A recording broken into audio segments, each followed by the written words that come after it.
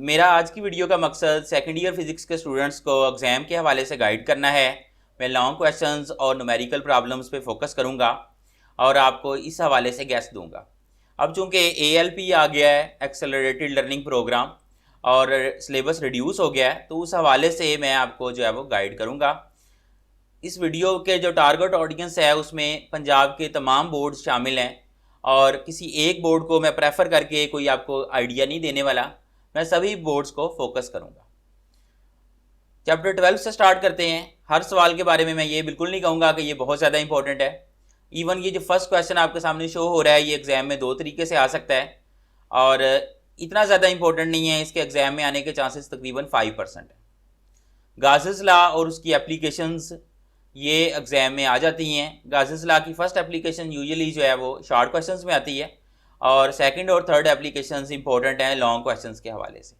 इस दफ़ा जो है कहा जा रहा है कि सेकंड एप्लीकेशन के ज़्यादा चांसेस हैं, इसके तकरीबन 10% चांसेस हैं सेकंड एप्लीकेशन के, और जो थर्ड एप्लीकेशन है इसके एग्ज़ाम में आने के आलमोस्ट 3% चांसेस हैं। और अगर ये एग्ज़ाम में आती है तो आपने गासेस लॉ को डिफ़ाइन करना है पहले और उसके बाद एप्लीकेशन करनी है। जो भी सवाल आप करेंगे उसके अंदर डायाग्राम का बहुत ख्याल रखिएगा, और डायाग्राम अगर नहीं बनाएंगे तो आपका 1 नंबर डायाग्राम का होता है जो कि आपको नहीं मिलता, और सम केसेस में इससे ज़्यादा भी आपको नुकसान हो सकता है। उसके बाद इलेक्ट्रिक पोटेंशियल है एग्ज़ाम के हवाले से, ये भी इंपॉर्टेंट है। इस क्वेश्चन के एग्ज़ाम में आने के चांसेस तकरीबन 8% हैं और इसके 3% हैं। कभी कभार आता है ये electric field as potential gradient, लेकिन ये कम आता है, तो अगर आप स्किप करना चाहते हैं तो इसको आप स्किप कर सकते हैं, बाकी आगे आपकी मर्जी है। परसेंटेज के हवाले से बता दूं तो इसके जो चांसेस हैं वो तकरीबन 8% हैं, इसके 3% चांसेस हैं। कैपेसिटेंस है, capacitance of parallel plate capacitor है, इसके जो एग्ज़ाम में आने के चांसेस काफ़ी ज़्यादा हैं, तकरीबन 10% चांसेस मैंने कैलकुलेट किए हैं इसके एग्ज़ाम में आने के। इसके अंदर जो है वो डेफिनेशन होगी कैपेसिटेंस की, ये एक्सप्रेशन होगा और डायाग्राम्स इसमें दो हैं और दोनों डायाग्राम्स में क्रिटिकल डिफरेंस याद रखिएगा, एक में वोल्टमीटर ज़्यादा रीडिंग दे रहा है, दूसरे में कम दे रहा है। अगर आप उलट कर देंगे आप एक्सपोज हो जाएंगे और आपके नंबर और ज़्यादा इवन कट जाएंगे।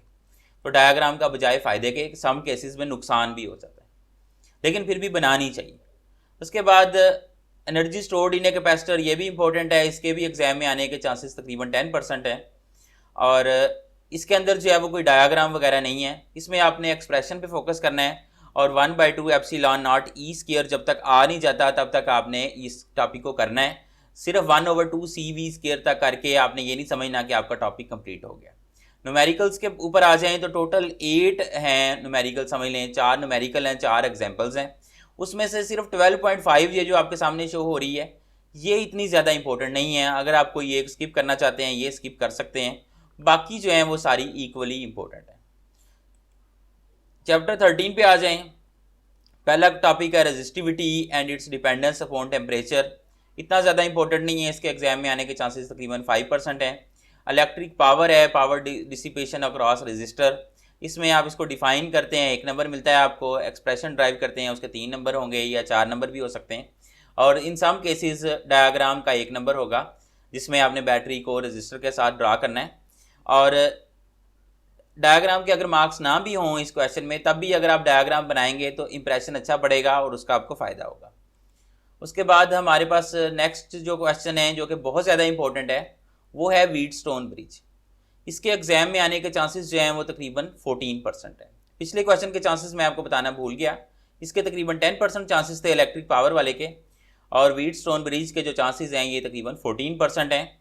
इसमें आपने 4 रजिस्टर वाला जो नेटवर्क है वो ज़रूर बनाना है, अगर वो आप नहीं बनाते तो आप मार्क्स के ज़्यादा तवक्को ना रखें।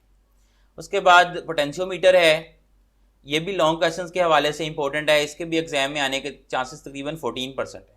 इसमें जो काबिल ज़िक्र बात है वो ये है कि इसमें कोई एक्सप्रेशन लंबा चौड़ा ड्राइव नहीं करना, छोटे छोटे एक्सप्रेशंस हैं तो वो कीजिएगा। उसके साथ साथ इसमें डायाग्राम्स 3 हैं, तो तीनों डायाग्राम्स अच्छी बनी हों तो ज़्यादा फ़र्क पड़ता है। बाकी थ्योरी में बहुत कुछ खास आप करके नहीं दिखा सकते एग्जामिनर को, तो आपने जो मैं चीज़ें बता रहा हूँ उन पर फोकस करना है। थ्योरी जो है वो आप कोशिश करें उसको याद रखने की, और जिस हद तक बेहतर लिख सकें लिखें, लेकिन बाकी चीज़ों पे भी फोकस रखें, एक्सप्रेशंस पे और तीनों डायाग्राम्स पे।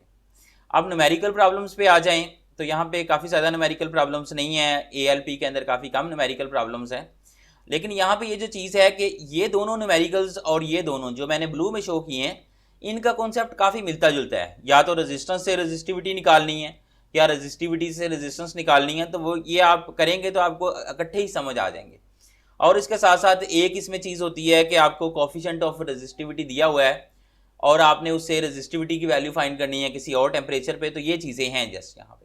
13.4 थोड़ा डिफरेंट है, मैं ये नहीं कहता ना कीजिएगा, इंपॉर्टेंट ये भी है। ये जो न्यूमेरिकल प्रॉब्लम्स हैं इनमें थोड़ा सा डिफरेंस ये है, डिस्टिंक्शन ये है कि ये तीनों जो हैं इनके अंदर डायग्राम्स हैं और इनके एग्जाम में आने के चांसेस तकरीबन ना होने के बराबर हैं। तो आप अगर स्किप करना चाहते हैं तो इनको स्किप कर सकते हैं। अब आ जाएं चैप्टर 14 के ऊपर। तो यहाँ पे हमारे पास ये फर्स्ट क्वेश्चन जो शो हो रहा है इतना ज़्यादा इंपॉर्टेंट नहीं है, एग्जाम में आने के चांसेस ऑलमोस्ट 8% है, लेकिन ये एक्सप्रेशन बहुत आसान है। और अगर आप एक्सप्रेशन देखें तो उसमें आपने थोड़ी बहुत थ्योरी लिखनी है, उसके साथ लिखना है F is directly proportional to I, उसी तरह से F is directly proportional to L। तो ये 4 प्रोपोर्शनलिटीज़ हैं। आप ये समझ लें कि इन चारों प्रोपोर्शनलिटीज़ का एक एक नंबर है।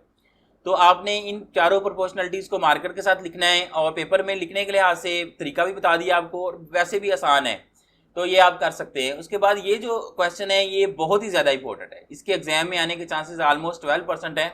इसमें एम्पियर्स लॉ जो है वो आपने अच्छी तरह करना है। उसके बाद इसकी मतलब अच्छी तरह करने से मुराद है कि इसकी स्टेटमेंट को आपने अच्छे तरीके से लिखना है, मार्कर से लिखने अच्छी बात है। उसके बाद सोलिनाइड के ऊपर आ जाएं। सोलिनाइड की 2 डायग्राम्स हैं यहाँ पे, अगर दोनों बना लें बहुत अच्छी बात है। उसके साथ साथ जो एक्सप्रेशन है वो मार्कर के साथ कर दें तो अच्छा हो जाएगा। अब हम आगे आते हैं। यहाँ पे फोर्स फाइंड करनी है मूविंग चार्ज पे, इसके एग्जाम में आने के चांसेस 12% के करीब हैं। और इसमें 2 डायग्राम्स हैं। एक वो डायग्राम है जिसमें एक कंडक्टर को शो किया गया, उसके अंदर चार्जेस को शो किया गया, और दूसरी डायग्राम वो है जिसमें एक चार्ज पार्टिकल मैग्नेटिक फील्ड में से गुजर रहा है और वो डिफ्लेक्ट हो रहा है। तो ये दूसरी डायग्राम थोड़ी मुश्किल है। पहले वाली तो ज़रूर बनाएं, दूसरे वाली अगर बना सकें तो अच्छी बात है। बाकी यहाँ पे भी आपने एक्सप्रेशन को ही ड्राइव करना है। और ये जो आखिरी क्वेश्चन है चैप्टर 14 का, ये लास्ट क्वेश्चन है, ये इतना ज़्यादा इंपॉर्टेंट नहीं है, इसमें थ्योरी ज़्यादा है और मैथमेटिकल वर्क कम है। और इसके जो एग्ज़ाम में आने के चांसेस हैं वो ऑलमोस्ट जो है वो 8% के करीब हैं। और इसमें जो कॉइल है वो आपने ज़रूर बनानी है और उसके साथ साथ मैथमेटिकल वर्क तो करना ही है, लेकिन यहाँ पे आपने थ्योरी पे बहुत फोकस करना है क्योंकि टॉपिक लंबा है और ज़्यादा जो इसमें मार्क्स हैं वो उसमें थ्योरी का भी शेयर होगा। इससे पहले वाले क्वेश्चंस थे उसमें थ्योरी इतनी ज़्यादा इंपॉर्टेंट नहीं थी। अब हम आते हैं आगे न्यूमेरिकल प्रॉब्लम्स की तरफ। तो ये जो न्यूमेरिकल प्रॉब्लम्स हैं यहाँ पे रेड कलर से शो किए गए, ये ज़्यादा इंपॉर्टेंट है, पिछले एग्जाम्स में ज़्यादा आए हैं। लेकिन मैं आपको ये कहूँगा कि आप बाकियों को भी स्किप ना करें, कोशिश करें सभी को तैयार करने की, लेकिन इनके ऊपर ज़्यादा फोकस करें। उसके बाद हम आ जाते हैं चैप्टर 15 के ऊपर। ये फर्स्ट क्वेश्चन आपके सामने शो हो रहा है, ये एग्जाम्स में आने के चांसेस इसके तकरीबन 13% हैं। और इसमें जो है वो डायग्राम वही है जो आगे नेक्स्ट क्वेश्चन में इस्तेमाल होनी है, तो आप एक दफ़ा डायग्राम बनानी सीख जाएं तो दोनों क्वेश्चंस में आपके काम आ सकती है। और एक्सप्रेशन है जिस तरह से बाकी एक्सप्रेशंस होते हैं। अब आ जाए इस क्वेश्चन पे, इसके एग्जाम में आने के चांसेस कम हैं, 6% के करीब हैं। अगर आप रिस्क लेना चाहते हैं इसको छोड़ सकते हैं। और डायग्राम जैसे मैंने बताया इसमें वही है जो यहाँ पे यूज़ हो रही है। और आगे मैथमेटिकल एक्सप्रेशन है उसको आप कर सकते हैं, मार्कर से कर लें चाहे पेन से कर लें, इसके लिए एक ही चीज़ है, तो इतना फ़र्क नहीं पड़ता। इस लिहाज से कह रहा हूँ कि इतना ज़्यादा इंपॉर्टेंट नहीं है कि इस पर आप बहुत ज़्यादा हार्ड वर्क करके इसको प्रिपेयर करके जाएँ। और उसके बाद जो चैप्टर 15 के अंदर मज़ीद जो लॉन्ग क्वेश्चंस हैं उसमें ये लॉन्ग क्वेश्चन बहुत इंपॉर्टेंट है, इसके तकरीबन एग्जाम में आने के चांसेस 13% हैं। इसमें आपके पास जो बेसिकली एक्सप्रेशन के साथ साथ डायग्राम है जिसमें 2 कॉइल्स को एक साथ शो किया गया, तो वो डायग्राम आपने ज़रूर बनानी है। फिर ये जो क्वेश्चन है नीचे वाला, जिसको मैंने हाईलाइट इसलिए किया है कि ये मोस्ट इंपॉर्टेंट है पूरी बुक में से, और इसके एग्जाम में आने के चांसेस 15% से भी ज़्यादा हैं। और इसमें एक इंडक्टर के अंदर आपने एनर्जी स्टोर फाइंड करनी है, तो इसकी जो डायग्राम है उसमें भी एक इंडक्टर शो किया गया है, वो डायग्राम बनाएं। उसके साथ साथ जो इसका एक्सप्रेशन है, जो मैं बातें बता रहा हूँ आपको, वो आपको हो सकता है पेपर के बाद समझ आएंगे, इतनी ये तो बात उस वक्त हम अमल कर लेते तो अच्छा था। तो ये जो एक्सप्रेशन है ये बहुत ही मुश्किल है, हो सकता है आप 1-2 दफ़ा पढ़ें आपको लगे कि ये हमें आ गया है, लेकिन पेपर के अंदर ये फंसने के चांसेस ज़्यादा हैं। आप कम अज़ कम इसको 4 से 5 दफ़ा घर में ज़ुबानी प्रैक्टिस कीजिएगा, वरना ये आपसे एग्जाम में नहीं होगा, ये मैं आपको बता रहा हूँ। उसके बाद एसी जनरेटर है, उतना ज़्यादा इंपॉर्टेंट नहीं है, अगर कोई एक क्वेश्चन इस चैप्टर में से स्किप करना चाहते हैं ये वाला कर सकते हैं। इसके जो एग्जाम में आने के चांसेस हैं वो तकरीबन जो है वो 7 to 8% है। एक मैंने ये बताया कि ये इतना इंपॉर्टेंट नहीं है, दूसरा जो है वो ये फैराडेज लॉ जो है वो भी इतना ज़्यादा इंपॉर्टेंट नहीं है, यहाँ पे था, हाँ जी ये वाला फैराडेज लॉ जो है वो भी इतना ज़्यादा इंपॉर्टेंट नहीं है, और ये एसी जनरेटर इतना इंपॉर्टेंट नहीं। बाकी 3 क्वेश्चन ज़्यादा इंपॉर्टेंट हैं। एसी जनरेटर के हवाले से अगर मैं बताऊँ आपको, इसमें 4-5 डायग्राम्स इकट्ठी बनी हुई है, नीचे साइनोसाइडल वेव बनी हुई है। अगर वो आप अच्छे तरीके से बना देंगे तो आपका एग्जामिनर के ऊपर इंप्रेशन बहुत ही अच्छा बनेगा। और उसके साथ साथ जो बाकी पेपर है वो उसी तरह से एक्सप्रेशन है, एक्सप्रेशन पे फोकस करें, थ्योरी पे इतना ज़्यादा फोकस ना भी करें तो इट्स ओके।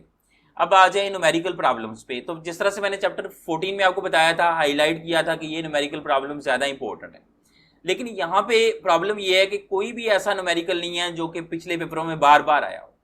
तो ये सारे तकरीबन इक्वली इंपॉर्टेंट हैं। अगर आप यहाँ से न्यूमेरिकल अटैम्प्ट करना चाहते हैं, आपको मजबूरन सभी को अटैम्प्ट करना पड़ेगा। अब हम जो है वो कंक्लूड करते हैं अपनी वीडियो को। चैप्टर 12 से लेके चैप्टर 15 तक मैंने आपको कंप्लीटली गाइड कर दिया है। अगर आज वाली इंस्ट्रक्शंस पे आप अमल कर लेते हैं तो आपके 2 लॉन्ग क्वेश्चन हो जाएंगे।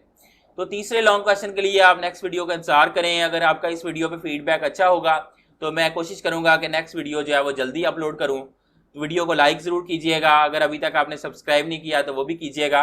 शुक्रिया, अल्लाह हाफिज़।